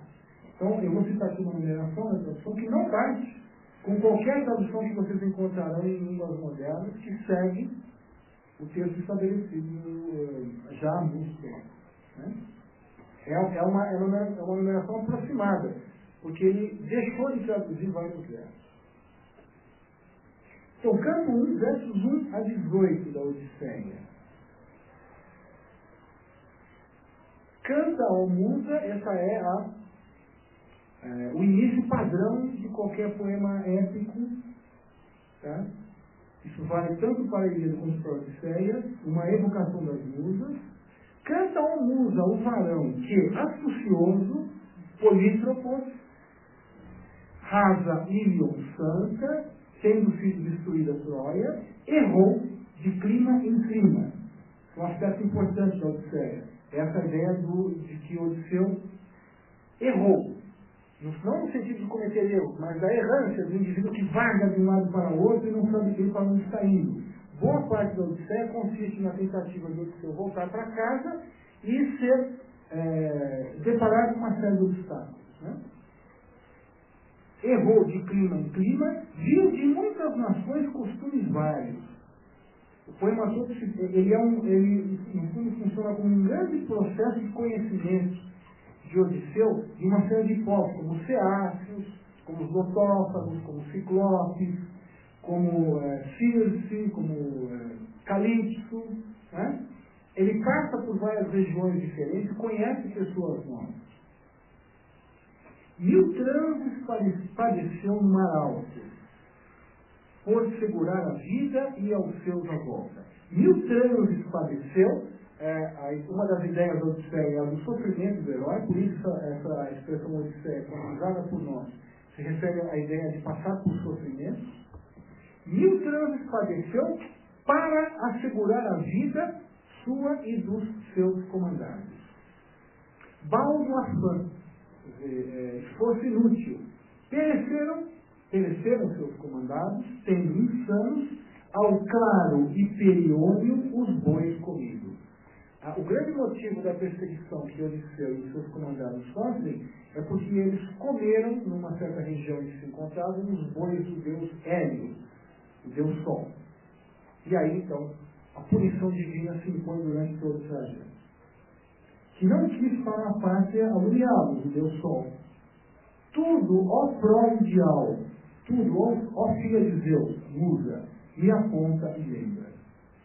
Da guerra e do mar servo, do mar selvagem recolhidos, os que eram salvos, por seu consorte, Calipso, ninfa augusta, apetecendo, separava-o da esposa em cava gruta. Eu vou retomar. Da guerra recolhidos, ou seja, terminada a guerra de Troia, Odisseu e seus comandados, os que eram salvos, os que sobreviveram à guerra, um deles, Odisseu, por seu consorte, Calipso, ninfa augusta, apetecendo, ou seja, um deles, Odisseu, a ninfa Calipso, desejando-o, recolheu, separando-o da esposa em cava gruta, deixando-o preso numa caverna e evitando que ele voltasse para sua esposa. Após a guerra de Troia, Odisseu tenta voltar para a ilha de Ítaca, para Penélope, sua esposa, e seu filho Telêmaco, e no caminho, então, Calipso se enamora dele e o mantém 10 anos na sua ilha, preso na sua caverna. Esse é o tipo da prisão que eu adoraria, falando sempre não ser 10 anos com uma ninfa dentro de uma caverna. Eu queria sair ela dizendo, você vai ficar com será meu esposo eternamente. O céu, porém, traçou, volvendo-se anos, de Ítaca reduzido ao seu amigo. O céu, porém, traçou planos de Zeus, volvendo-se anos, depois de muitos anos que ele ficou na ilha de Calipso, de Ítaca reduzido ao seu amigo, fazendo com que ele volte então para Ítaca, onde novos trabalhos o aguardavam. Essa é uma referência ao fato de que durante todos os 20 anos que Odisseu passou longe de Ítaca, os 10 anos de combate, os 10 anos que ele levou para voltar, os pretendentes de sua esposa se instalaram na sua casa, imaginando que ele tivesse morrido. Então, a casa de Odisseu foi invadida por cidadãos de Ítaca, da nobreza da ilha, que aspiravam a casar-se com Penélope e, evidentemente, apossar-se de todos os bens de Odisseu. Né? E então, como não se sabia se Odisseu havia morrido, não havia nenhuma notícia, eles ficaram esse tempo todo hospedados, como hóspedes, entre aspas, de Penélope. Não se trata aqui das relações de hospedagem sagradas daquele tempo, comendo e bebendo o melhor, seduzindo os escravos e escravas de Penélope e Odisseu, e esperando o momento em que Penélope, então, reconhecesse a morte de Odisseu, desse por morto Odisseu, e escolhesse um deles como novo marido. Vocês devem saber, talvez, que Penélope, que aliás também era muito ambiciosa, né, foi enrolando os pretendentes. E ela então disse que somente tomaria a decisão sobre qual dos pretendentes escolheria como novo esposo depois que tivesse trançado a mortalha de Odisseu. E ela então, durante o dia, ela costurava, não, o termo não é costurar, tecia a mortalha de Odisseu durante o dia e durante a noite destecia. Né? E ela foi então, no sentido literal da palavra, enrolando os pretendentes. Até que finalmente uma das servas que havia se passado ao lado dos pretendentes descobre a sua armadilha. Vejam que também Penélope, isso talvez explique a relação entre Penélope e Odisseu. Penélope também é dotada do dom da astúcia. De Ulisses conduíam-se as deidades, de Odisseu conduíam-se as divindades, mas sempre incenso, sempre adverso, obstava-lhe Netuno. Netuno é o nome latino do deus Poseidon, que é o deus que comanda os mares, que é chamado na Ilíada, frequentemente, de o treme-terra, o produtor de terremotos, que é a sua grande característica natural. Netuno havia também se indisposto com Odisseu e seus comandados, porque Netuno era extremamente sensível à falta de sacrifícios. Vocês sabem que qualquer alimentação especial que era feita pelos guerreiros, um jantar, quando se mata um boi e come sua carne, envolve necessariamente o oferecimento disso aos deuses. Portanto, todo o processo de cozimento da carne, ele tem que ser oferecido aos deuses. Né? E os deuses que habitam o alto sentem o aroma da carne e se sentem beneficiados, se sentem homenageados. Netuno era extremamente sensível a isso, e os comandados de Odisseu e Odisseu deixaram de fazer sacrifícios, e ele então, durante todo o trajeto de volta, criará obstáculos à volta de Odisseu. Na verdade, há dois deuses que estão criando obstáculos ao retorno de Odisseu, Netuno e Hélio. E há uma deusa, em compensação, que é que é a guia de Odisseu, que é a deusa Palas Atenas. Então, aqui nesses primeiros 18 versos, há um pequeno resumo, né, que o poeta faz, pedindo à musa que cante a ele todos esses acontecimentos. Então, o poema consistirá de uma decisão tomada no Olimpo, numa assembleia de deuses. Os deuses também tinham suas assembleias, né?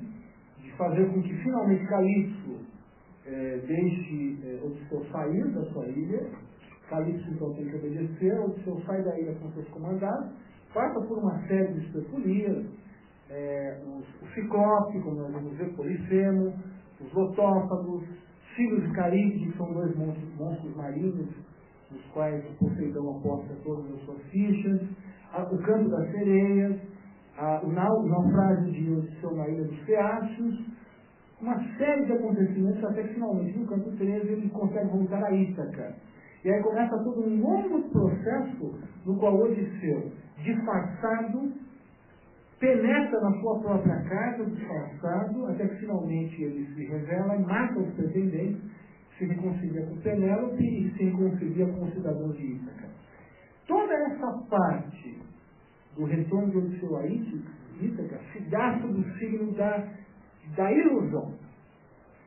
Odisseu vai fartamente explorar, aí, com a ajuda de Atena, que é a deusa mais adequada para isso, a distinção entre aparência e realidade.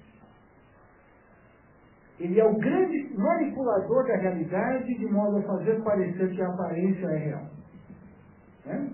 Por isso que eu vou me deter daqui a pouco um pouco mais no enredo dessa história final. Né? A Odisseia, no entanto, antes de entrarmos nesse ponto, é um poema que tem algumas características que a distinguem razoavelmente da Ilíada, e isso certamente explica porque é que muitos passaram a julgar que não se trata do mesmo autor.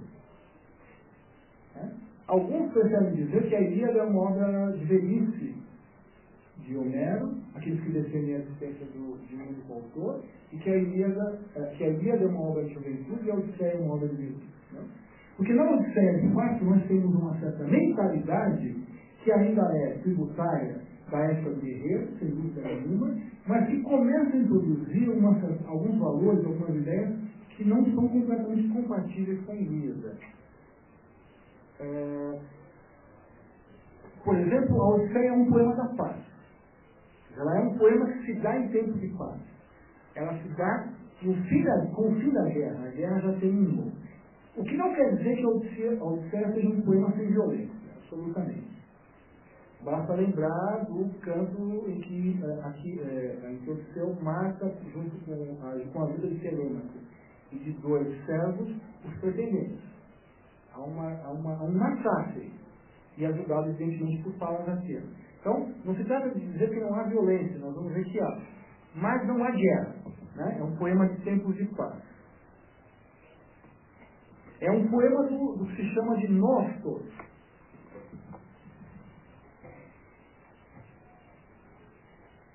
É um poema do retorno. Né? A palavra Nostos dá, por exemplo, nostalgia. Né? E ele tem um enredo Quer dizer, ele tem um argumento, ele tem uma estrutura interna que fizeram muitos a ver na Odisseia uma espécie de primeiro embrião do romance, do que se chamou posteriormente de romance. Né? No fundo, o enredo não é muito diferente de um romance. Um grande senhor de terra, um príncipe na sua cidade, vai para a guerra. Quando ele vai para a guerra, sua mulher é acostada e assediada por muitos pretendentes, que querem tomar os seus bens de sua esposa. Ele é muito valoroso na guerra e quer retornar para casa, e ao retornar para casa, recupera, reaviva a sua esposa e os seus bens com a ajuda de seu filho. Né? E tem aí um pequeno fio romanesco, digamos assim, pelo menos um argumento de um romance. Né? Muito diferente do que acontece na Odisseia. A Odisseia começa no meio da guerra e termina com a guerra ainda em andamento. Ela é um episódio da Guerra de Troia. Perdão, a Ilíada. Uma das características mais impressionantes da Odisseia em comparação com a Ilíada é que em alguns momentos, isso tem chamado muita atenção dos estudiosos, levado a concluir que a Odisseia é um poema escrito por outro poeta, elaborado por outro poeta, está no fato de que em alguns momentos ela chega mesmo a contrariar o esquema que nós estávamos vendo aqui da ética do guerreiro, a busca da glória, que é paradigmaticamente exemplificada por Aquiles em sua preferência por uma bela morte e uma vida breve, em detrimento de uma longa vida, mas desprovida de qualquer glória. Há um famosíssimo trecho do canto 11 da Odisseia. O canto 11 é um canto no qual Odisseu, instruído por Circe, pela feiticeira Circe, vai ao Hades, aos infernos. E ele tem que ir ao Hades para ouvir o adivinho Tiresias. Tiresias é o maior adivinho, né, do mundo grego arcaico, um adivinho cego, que é capaz de profetizar o futuro, e Tiresias dirá a Odisseu o que vai acontecer no seu retorno a Ítaca e como ele deverá proceder. Por isso, então, Odisseu tem que ir ao Hades, aos infernos, nós diríamos hoje, né? A região subterrânea, onde ficam as almas dos mortos. As almas aqui não tem absolutamente sentido que essa expressão passará a ter posteriormente. Né? A alma do indivíduo é uma imagem, uma imagem que reproduz ao indivíduo quando em vida. Você vê essa alma.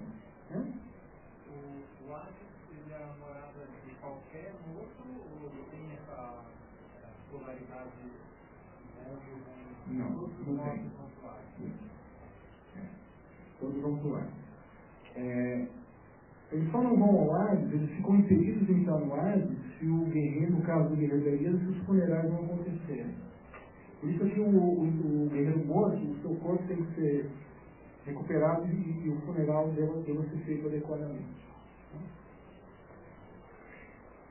Nesse canto 11, então, o Odisseu desce ao Hades, encontrará a alma de sua mãe, encontrará a alma de vários guerreiros, de Agamenão, de Ájax e de Aquiles.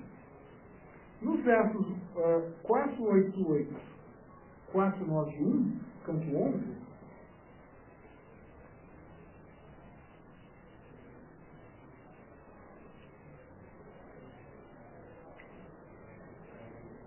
Odisseu, então, conversa com Aquiles.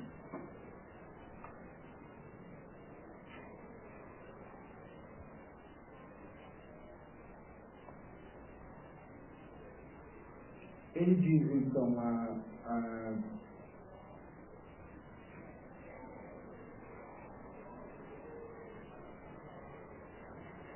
é 488, não.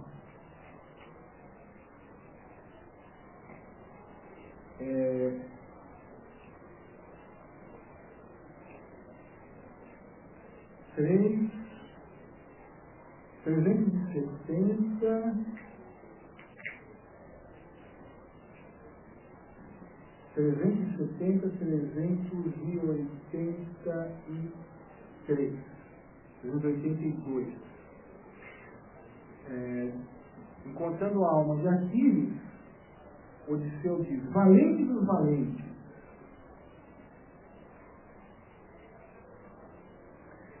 Inicialmente, Aquiles diz, sabe o Laércio generoso, que te falta infeliz para empreender? Vives ao reino escuro, só de aéreos incorpóreos fantasmas habitados. Aquiles diz, o que você está fazendo aqui? Era só te faltar você vivo no ar. Odisseu responde, valente dos valentes, vim, e torno, perguntar a Tirésia como a pátria fragosa apontarei. Como é que eu devo retornar a Ítaca? Mesquinho e errante, nela não estive, nem sequer na Caia. E aí então ele diz a Aquiles, tu, feliz no passado e no futuro, eras em vida qual um Deus aceito. E ora as almas do mundo. Do trespasso da morte, não deves, pois, te lamentar aqui. Odisseu, lembrando-se do bom e velho Aquiles, diz, você, glorificado que foi em vida, deve ser um grande senhor aqui no ar das outras almas. Né? Aquiles então responde, ínclito Ulisses, da morte não me console. Pago anteporia, servir escassa rústica choupana a defuntos reger. Uma tradução extremamente concisa desses versos. Eu daria tudo para voltar a viver e ser um escravo da mais rústica choupana a ter que ser rei de almas mortas. O que é fortemente chocante com a Areté da Ilíada, porque na Ilíada era muito claro que Aquiles prefere a morte dela a uma vida longa. E Aquiles diz, antes ser o servo do mais rústico dos homens, mais vivo, a morto ser rei entre os mortos. Isso sugere uma mudança razoável da mentalidade que está vigorando agora aqui no mundo da Odisseia. Né?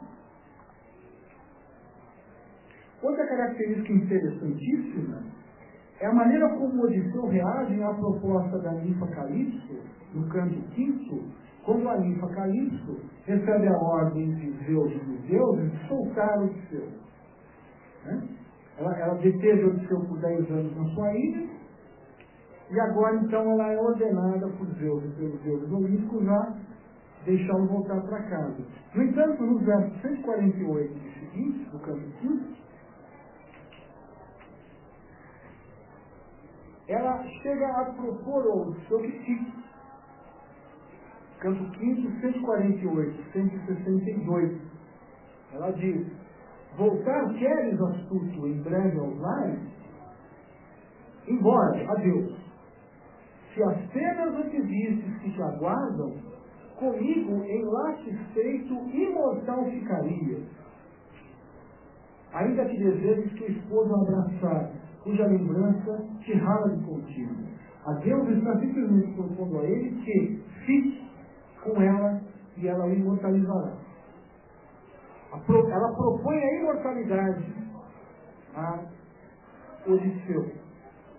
Em garbo e tale, em altivez e porte, a sobrelevo. Eu levo vantagem sobre sua esposa, que as mortais não podem comparar com beleza às divindades. Veja uma proposta então de Calipso, uma proposta indecente, digamos hoje, né?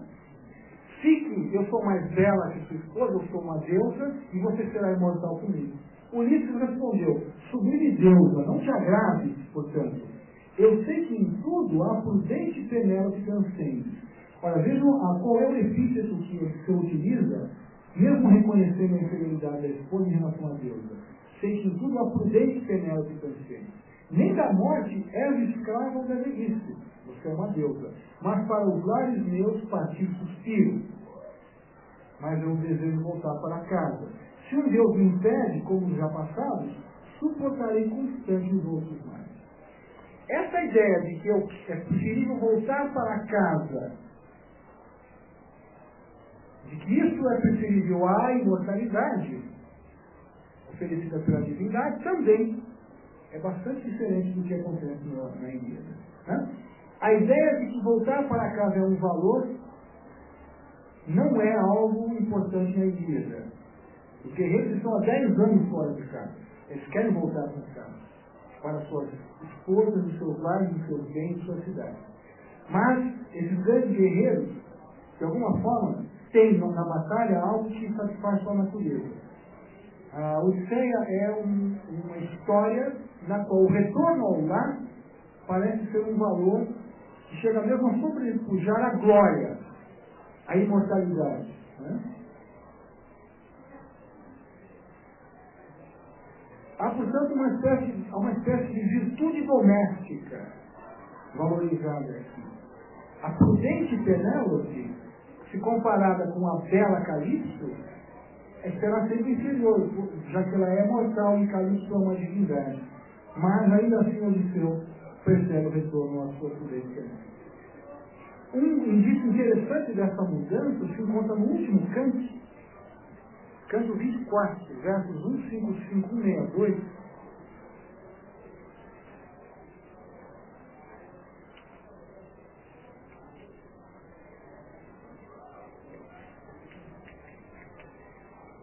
É um momento em que os pretendentes, todos mortos por Odisseu, são conduzidos ao Hades.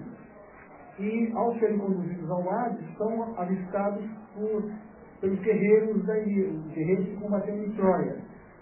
E esses versos 155 e 162, do canto 24, são uma fala de Agamenon.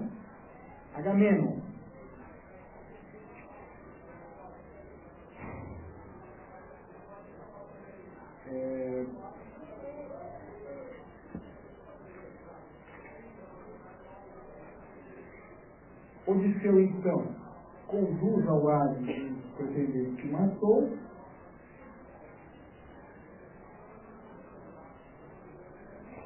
A partir do verso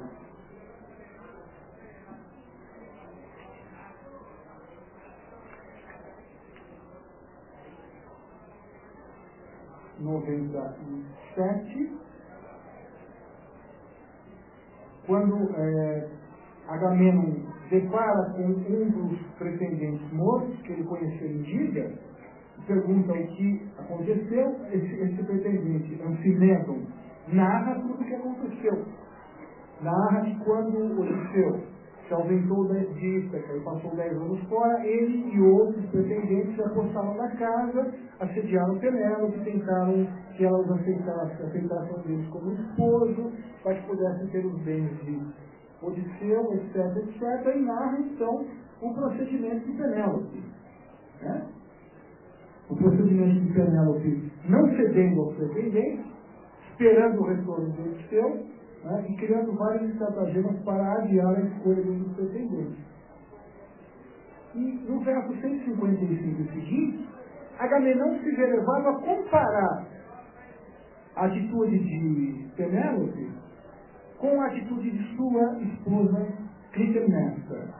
Não sei se vocês conhecem a história de Agamenon, que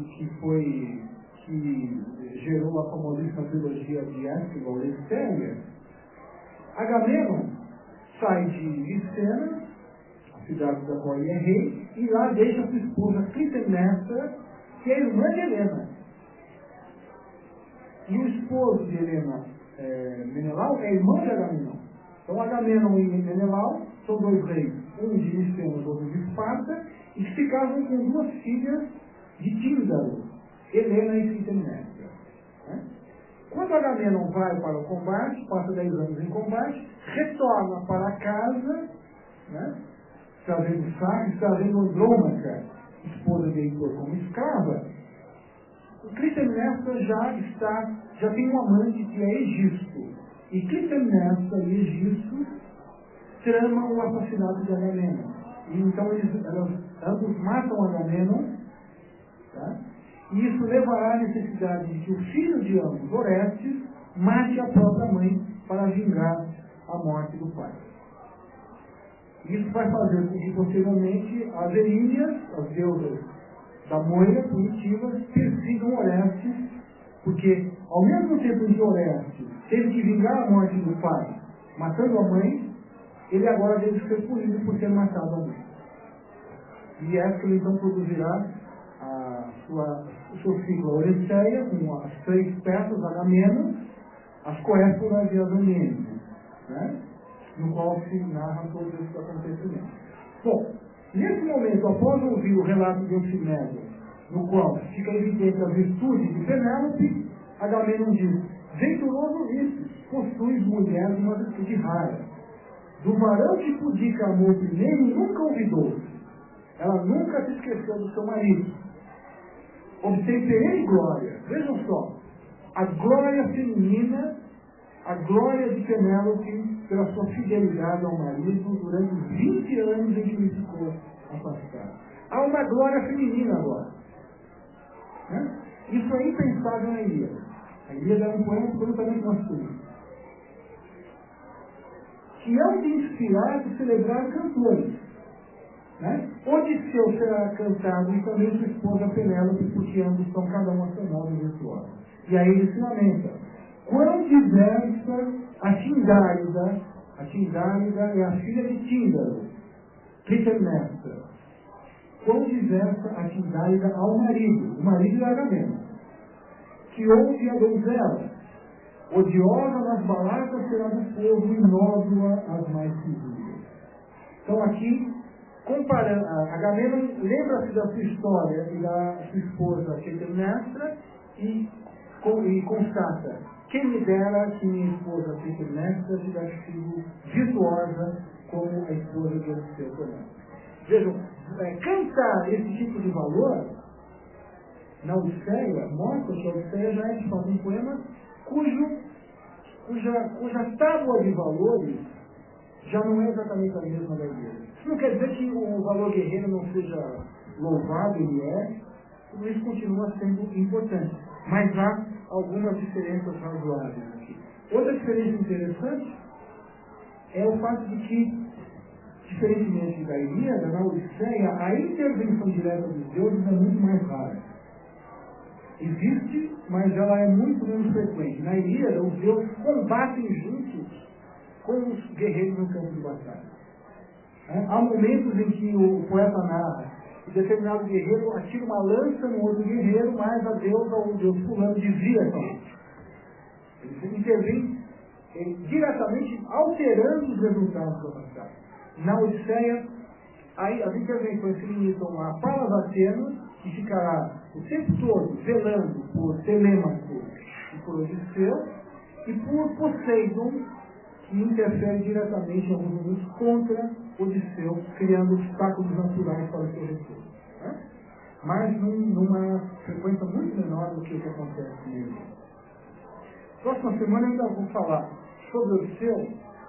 Eu queria justamente me deixar um pouco sobre os 10 cantos finais, em que nós vemos o retorno a Ítaca e a maneira extremamente intensa como Odisseu explora a sua capacidade de metamorfose, tanto nas palavras como no aspecto, auxiliado pela deusa Palas Atenas. Né? E também o episódio do Ciclope, que é um episódio modelar da capacidade astuciosa de Odisseu. Tá? Isso fica então para a próxima aula. Alguém tem perguntas? Diga.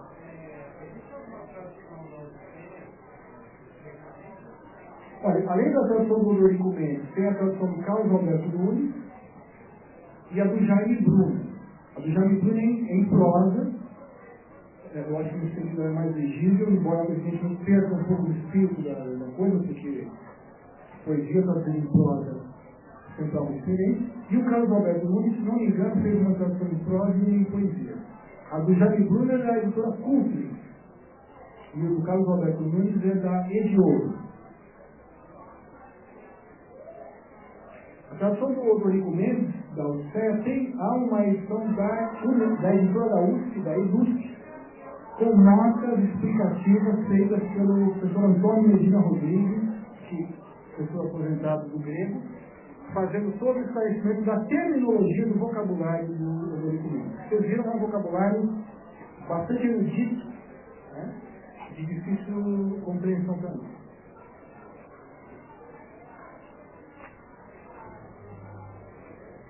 Então, após o intervalo, vamos ao nosso primeiro seminário.